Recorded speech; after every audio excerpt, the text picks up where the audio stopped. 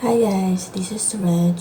Kakagising ko lang. Share ko sa inyo yung So Gentle Dermax. Matte lang siya. Tapos, every night, iba rin yung ginagamit ko kasi yun yung hindi masyadong exposed sa sun. Kaya, ang ipapakita ko muna sa inyo is yung ginagamit ko every morning. So, samahan niyo ako ngayon sa morning routine ko. Let's go!